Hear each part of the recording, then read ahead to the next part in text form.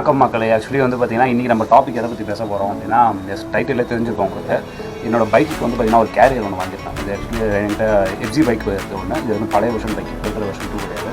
So அந்த பைக்காக வந்து பார்த்தீங்கன்னா சிரா மோட்டார்ஸில் வந்து ஒரு கேரியர் ஒன்று பார்த்தேன் ஆன்லைனில். நல்லா இருந்துச்சு கேரியர் பார்க்கவும். ஸோ அந்த கேரியர் வாங்கியிருந்தேன். எஸ், இதுதான் அந்த கேரியர். இது வந்து பார்த்தீங்கன்னா மெட்டல் ஃபுல்லாக வந்து பார்த்தீங்கன்னா இரும்பு தான் இருக்குது. இதுதான் வந்து பார்த்தீங்கன்னா சிரா மோட்டார்ஸ்க்கு வந்து வாங்கியிருந்தேன். ஏன்னா லாங் ட்ராவல் போகிறவங்களுக்கு முக்கியமான இதே வந்து பார்த்தீங்கன்னா இதாக தான் இருக்கும். ஏன்னா ட்ராவல் பண்ணப்போ பார்த்தீங்கன்னா நம்ம லக்கேஜ் நிறைய கொண்டு போகிற மாதிரி இருக்கும். ரொம்ப என்ன சொல்கிறது, பெரிய பெரிய பேக்ஸ்லாம் யூஸ் பண்ணுற மாதிரி இருக்கும். அது ஒவ்வொரு பைக்கும் ஒரு மாடலில் இருக்கும்.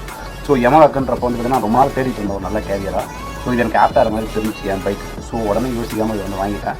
இது இல்லாமல் வந்து பார்த்தீங்கன்னா ஒரு மொபைல் ஹோல்டர் வாங்கினேன். இது வந்து பார்த்தீங்கன்னா ஆக்சுவலி அவங்ககிட்ட வாங்கினது வெளியே ஒரு லோக்கல் மார்க்கெட்லேருந்து வாங்கினது. நார்மல் ஒரு இதுதான், மொபைல் ஹோல்டர் தான். இது எப்படி நம்ம ஃபிக்ஸ் பண்ண போகிறோம் அப்படின்றத தான் பார்க்க போகிறோம். வாங்க டாபிக். எஸ், ஆக்சுவலி பைக் கிட்ட வந்துவிட்டோம். இதுதான் ஆக்சுவலி சீட் ரிமூவ் பண்ணி வச்சுட்டேன். இப்போ இதில் நம்ம ஃபஸ்ட்டு என்ன பண்ண போகிறோம் அப்படின்னு பார்த்தீங்கன்னா சிம்பிளுங்க. இந்த 4 இது மட்டும்தாங்க நம்ம ரிமூவ் பண்ணோம். ஃபஸ்ட்டு இது ரிமூவ் பண்ணிவிட்டு அதுக்கப்புறம் நம்ம பண்ணணும். ஒன்றும் இல்லை, ஃபஸ்ட்டு இந்த 4 போல்ட்டு மட்டும் ரிமூவ் பண்ணணும்.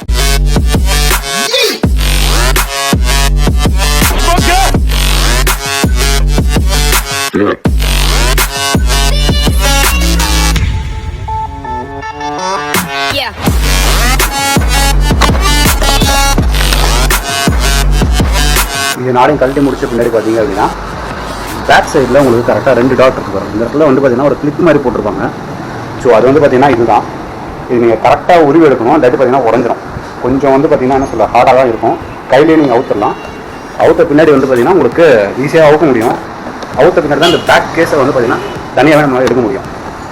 இந்த கேஸ் அப்படி நீங்கள் வெளியே எடுத்துடலாம். இப்போ வந்து பார்த்தீங்கன்னா இதை நான் அவுத்து காட்டுறேன்.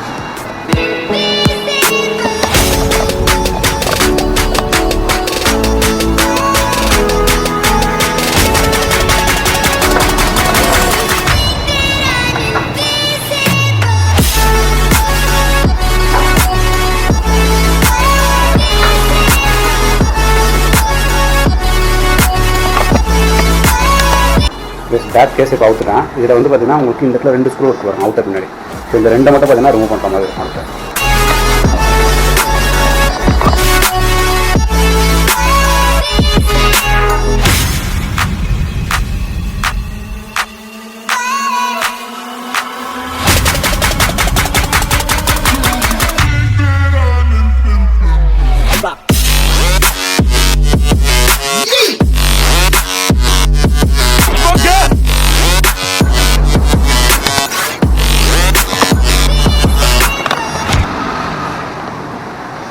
இப்போ அவுத்துட்டேன். இப்போ மொத்தமாக என்னென்ன ஸ்க்ரூ ஃபில் பண்ணுறாங்க 1 2 3 இந்த 3 செட்டுமே வந்து பார்த்தீங்கன்னா நம்ம அவுத்துட்டோம் அப்படின்னா இந்த போர்ஷன் அப்படியே நம்ம தனியாக வந்துடும். இப்போ பாருங்கள் எப்படி லூஸ் ஆகிடுச்சு பாருங்கள். இப்போ அப்படியே நம்ம வெளியே எடுக்கிற மாதிரி தான் இருக்கும். இது வந்து பார்த்தீங்கன்னா இந்த 2 செட்டும் வந்து பார்த்தீங்கன்னா அப்படியே நம்ம வெளியே எடுத்துடலாம் ஈஸியாக. இது வரும் அப்படியே பண்ணுறோம் பாருங்கள்.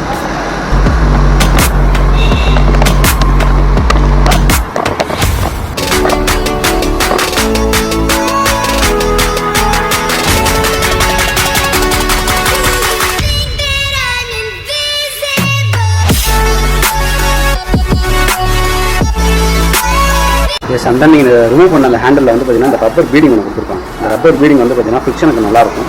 ஸோ நீங்கள் அதை எடுத்து வந்து பேக் சைடு எங்கே நீங்கள் அவுத்தீங்களோ அதே இடத்துல இந்த ரப்பர் பீடிங் மட்டும் மாட்டிடுங்க. இப்போ நான் மாற்றம் பாருங்களேன்.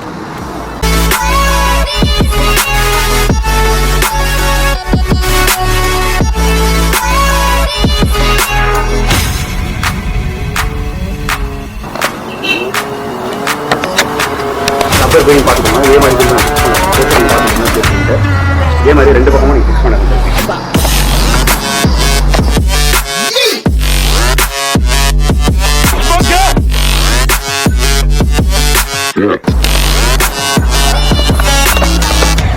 எஸ், இப்போ நான் அது பார்த்தீங்கன்னா கேரியர் ஆல்மோஸ்ட் டைப் பண்ணல, பட் ஆனால் ஃபிக்ஸ் பண்ணியிருக்கேன். இங்கே ஒரு ஸ்க்ரூ, இங்கே ஒரு ஸ்க்ரூ, அதுன்னு பார்த்தீங்கன்னா இந்த இடத்துல ஒரு ஜாயிண்ட் வந்துடும். அதனால் நம்ம ஃபிக்ஸ் பண்ண கிளாம்ப் இருக்குது பார்த்தீங்களா, அதோட பொசிஷன் பார்த்துக்கணும். இந்த மாதிரி தான் வரும் ரெடியாக. இதே மாதிரி